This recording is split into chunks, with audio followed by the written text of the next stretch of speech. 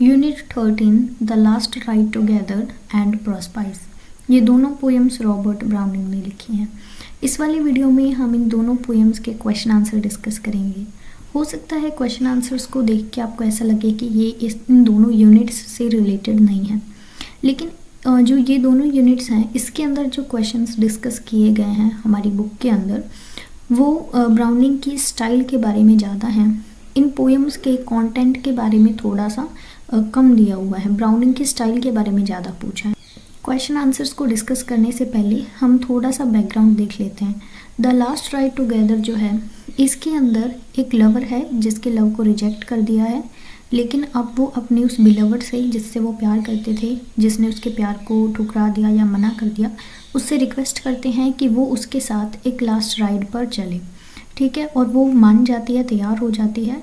और लास्ट में इसमें बताया गया है कि कैसे लवर की जो लाइफ है वो बेस्ट होती है। और सेकंड पोएम प्रोस्पाइस के अंदर डेथ के बारे में बताया गया है कि कैसे हमें डेथ से डरना नहीं है, और इस एक्सपीरियंस को वो एक माउंटेन पर चढ़ने के एक्सपीरियंस जैसा बताते हैं। सो स्टार्ट करते हैं हमारे फर्स्ट क्वेश्चन से। Comment on imaginary in Browning's poetry. Prospice poem के अंदर एक नाइट की जर्नी को बताया गया है जो एक रिवॉर्ड के लिए है, और इस जर्नी में वो अपने काफ़ी सारे ओपोनेंट्स को मिलता है, मतलब अपने विरोधियों को मिलता है। लेकिन अब वो अपने एक लास्ट वन एनिमी से मिलने वाला है। लास्ट एनिमी जो है ये बड़ा ही ज़्यादा खतरनाक है, उनका दुश्मन। लेकिन ये एनिमी जो है ये चूज़ कर सकता है फाइट ना करने की, और अगर ऐसा होता है तो एंड बड़ा ही पेनलेस होगा, दुख से भरा हुआ नहीं होगा, और उस नाइट को फाइट किए बिना ही आगे जाने दिया जा सकता है। लेकिन ये जो है बिना फाइट के उसे आगे जाने दिया जाना, ये भी डिसअपॉइंटमेंट होगा। तो इसीलिए जो नेक्स्ट लाइन है वो शुरू होती है no let me. No let me का मतलब है नहीं मुझे जाने दो। तो ये एक एग्जाम्पल हो गया ब्राउनिंग की पोइट्री में इमेजिनरी का। Question 2, right a note on pictorial quality of browning. Browning की पिक्टोरियल का मतलब है चित्रात्मक, इस गुणवत्ता पे एक नोट लिखना है। ब्राउनिंग की पिक्टोरियल क्वालिटी प्रोस्पाइस पोएम के अंदर क्लियरली इंडिकेट होती है। यहाँ पर वो कंपेयर करते हैं डेथ से मिलना उस एक्सपीरियंस के साथ, मतलब डेथ से मिलने का जो एक्सपीरियंस है, जो अनुभव है, उसको वो कंपेयर करते हैं एक बड़े से माउंटेन पर चढ़ने के एक्सपीरियंस से, क्लाइंब करने के एक्सपीरियंस से। जब माउंटेन पर क्लाइंब किया जाता है तो वहाँ पर काफ़ी सारे डेंजर्स और हैज़ार्ड्स होते हैं। जब ऊपर की जर्नी जो होती है माउंटेन की, वहाँ पर इन हार्डशिप्स को, इन डिफ़िकल्टीज़ को वो इन लाइंस में बताते हैं, जैसे to feel the fog in my throat, मतलब मेरे गले के अंदर फॉग का फील होना। The mist in my face, चेहरे पर धुंध होना।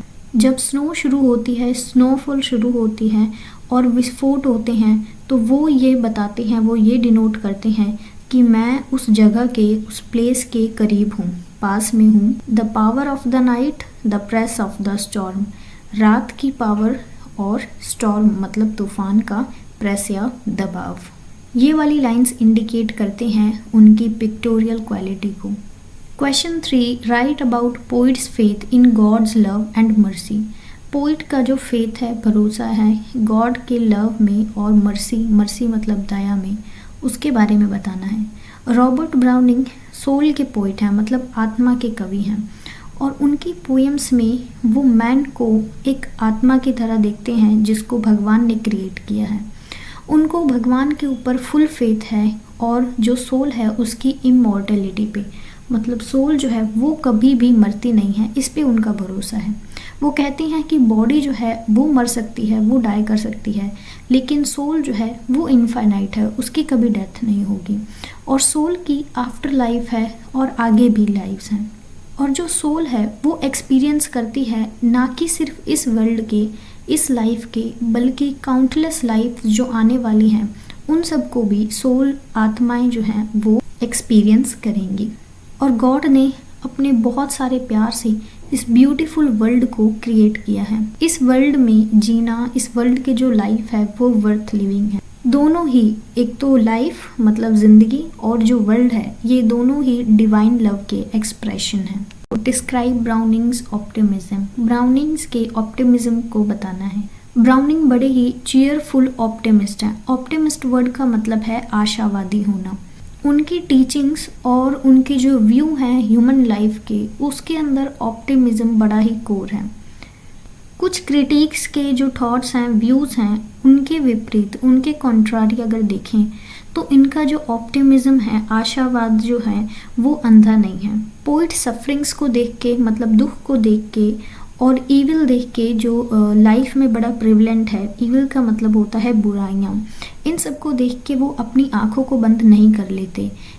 उनका ऑप्टिमिज्म, आशावाद गॉड की मर्सी और लाइफ की रियलिटीज़ पर आधारित है।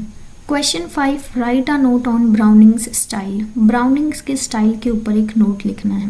अगर फॉर्म में देखें तो ये जो पोएम है ये एक मोनोलॉग है। इसमें पोइट अपने व्यक्तित्व के बारे में बोल रहा है।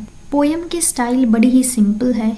इस वाली पोएम के अंदर जो ब्राउनिंग्स जो हैं, जो उनकी स्टाइल के अंदर डिफेक्ट्स थे, मिस्टेक्स थी, वो सारी हमें यहाँ पर नहीं दिखाई देती हैं। उन सब से उनकी ये वाली जो पोएम सफ़र नहीं करती।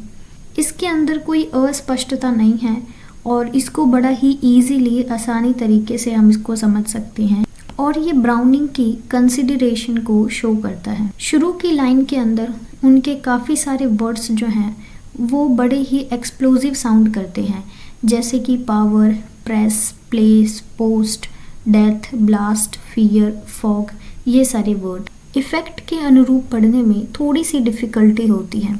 ये सेंस कराता है जब हम इसको रीड करते हैं जैसे कि कोई पर्सन क्लाइंब कर रहा है माउंटेन पे और उसे ब्रीदिंग में डिफ़िकल्टी हो रही हो और एक मैन जो है वो हाफता हुआ अपनी लाइफ के लास्ट आवर्स के अंदर जब ब्रीथ करता है, उस तरीके से भी लगता है। और ये करेज के साथ डिफ़िकल्टी का सामना करने के लिए करेज को भी व्यक्त करता है, एक्सप्रेस करता है। हो सकता है इस वाली यूनिट के क्वेश्चन आंसर आपको थोड़े से डिफ़िकल्ट लगें क्योंकि ये पोएम से ज़्यादा रिलेटेड नहीं है और जो ब्राउनिंग की स्टाइल है उससे ज़्यादा रिलेटेड है। बाकी सब्जेक्ट्स को भी हम इसी चैनल के ऊपर डिस्कस करेंगे। आप जुड़े रहना, चैनल को सब्सक्राइब ज़रूर कर लेना।